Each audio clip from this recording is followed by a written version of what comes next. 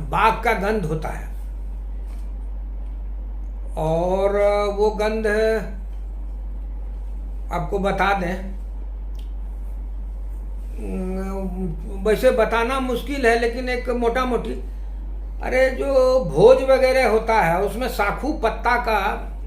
जो जिस पत्तल पर खिलाया जाता है उसको बाहर में कूड़ा के ढेर में फेंक दीजिए,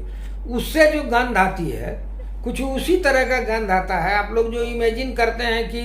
सड़ा हुआ गंध आता होगा, वो सब बात नहीं है, वो वेजिटेटिव स्मेल उसका होता है,